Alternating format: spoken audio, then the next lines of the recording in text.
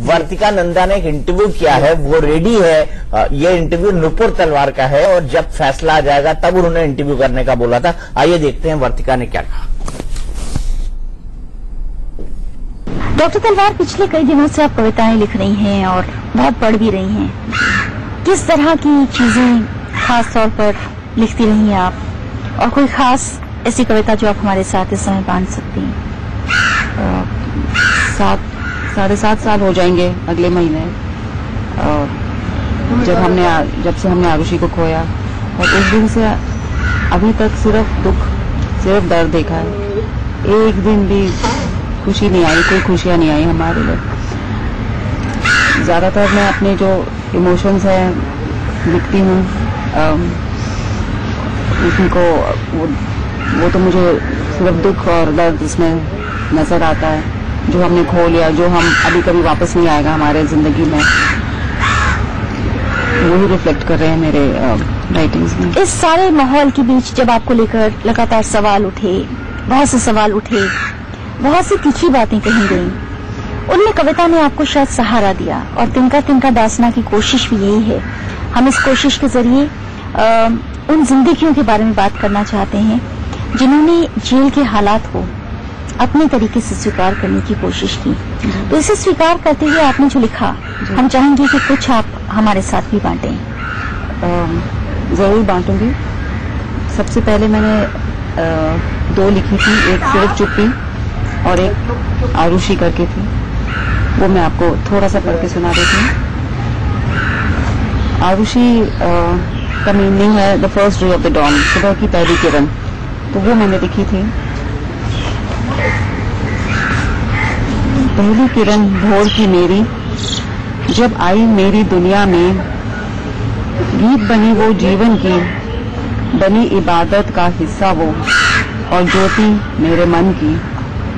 वो उजियारा थी जीवन की, उसको छीना हथियारों ने, अंधियारा बन गई जिंदगी, लूट गई सारी खुशियां व मेरी।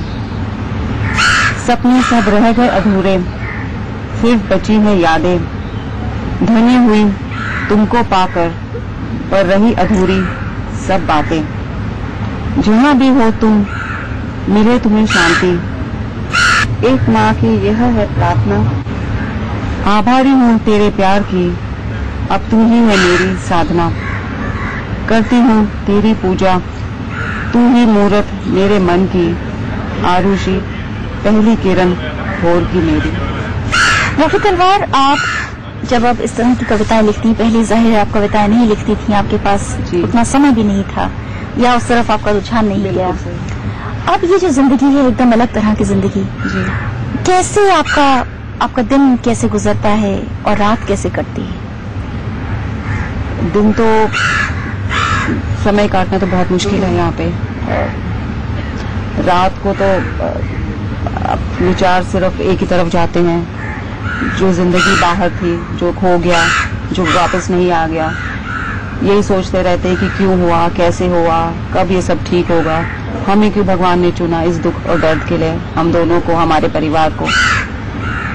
दिन मैं यही कोशिश करती हूँ मैं कि कुछ न कुछ पढ़ती रहूं, मन डाइवर्ट रहे, और थोड़ा बहुत लिखना भी शुरू कर दिया। उसके पहले जैसे आप सही कह रहे थे, बिल्कुल कभी कुछ लिखा नहीं था, कभी अपने इमोशंस, थॉट्स कभी भी नहीं लिखे थे, लेकिन अब इससे भी बहुत मन को शांति मिलती है। जो भी मन में बात आती है, चाहे वो 1 विचार हो, 2 विचार हो, उसको लिख देती हूँ। और बाकी समय थोड़ा जो मरीजें हैं यहाँ देखे दांत के इलाज के लिए, उसी में समय गुजर। मैंने सुना है कि यहाँ बहुत से मरीज हैं आप दोनों के पास। आपके पास वो सिर्फ दांत ही दिखाने नहीं आते, बहुत सी बातें आपके साथ करते हैं, आप भी उनके साथ कुछ समय आप गुजार पाते हैं। ये इस दुनिया के कैदी आपने वो भी पहले नहीं देखे थे। इस दुनिया को स्वीकार करने में कितनी दिक्कत आई? शुरुआत तो दिक्कत ही आई, क्योंकि मेरे ख्याल से एक्सेप्टेंस नहीं था इस बात का। हम कैसे जेल साथ जा सकते हैं, हमने कुछ करा ही नहीं, जब हमने सब खोया, हम ही विक्टिम्स हैं, हम कैसे जेल में हो सकते हैं। लेकिन अब धीरे धीरे हम ही विक्टिम्स हैं, हम कैसे जेल में हो सकते हैं। लेकिन अब धीरे धीरे इन सब के साथ रह के सबने बहुत प्यार दिया है, बहुत इज्जत दी है, बहुत रिगार्ड दिया है। सच्ची बात तो ये है, जितना हमें यहाँ प्यार और इज्जत मिला शायद बाहर ना मिला, और हमें अपनाया सबने, और उससे हम धीरे धीरे इन सब के साथ रहकर इनके लिए हमें भी इनके लिए बहुत इमोशनल कनेक्ट सा हो गया है सबके साथ, और जिस तरीके से मदद हो सकती है कोशिश करते हैं उनको मदद करने की। फेस्टिवल्स का समय कैसे गुजरता है? करवा चौथ, दिवाली, दशहरा। सबसे दर्दनाक अब वो आखिरी दिवाली आरुषि के साथ, आखिरी दशहरा आरुषि के साथ, आखिरी जो भी कोई फेस्टिवल आया हो, हमने क्या किया था, कहाँ गए थे, कैसे गए, एक एक चीज कभी कभी तो मूवी की तरह दिमाग में चलती रहती है। सबके साथ मिलकर थोड़ा बहुत मनाने की कोशिश करते हैं, लेकिन at the end of the day दुख बहुत होता है उस दिन। जेल की दुनिया में ऐसा क्या है जो आपने पहले कभी नहीं सोचा था और अब आपको लगा कि अच्छा ऐसी भी थी जेल? कुछ ऐसा जिसने आपको अंदर तक हिला कर रख दिया? बहुत कुछ ऐसा होगा, लेकिन फिर भी सबसे बड़ी बात तो मुझे फील हुई ना अपनों से दूर जाने की। पहले आरुषि को खोया, अब जैसे कि बाकी सब भी चले गए। बाकी घर जब हम बाहर होते हैं, जब हमारी मर्जी होती है, जब हम चाहते हैं किसी से भी बात कर लेते हैं, किसी को भी हक कर लेते हैं, किसी से भी मन करता है तो जाके मिल लेते हैं। यहाँ तो सब कुछ इतना मुश्किल हो गया है, तो ये जो दो डिस्टेंस हो गया है कम्युनिकेशन का, फ्रीडम का, जो लैक ऑफ फ्रीडम है अब इस रिगार्ड में, ये तो बहुत तकलीफ देती है, बहुत ज्यादा तकलीफ। इस तकलीफ के बीच उम्मीद को आप कैसे जिंदा रखती हैं? क्योंकि तिनका दासना सारी उम्मीद की ही बात करता है। इस उम्मीद को कैसे आपने अंदर बचा कर रखा?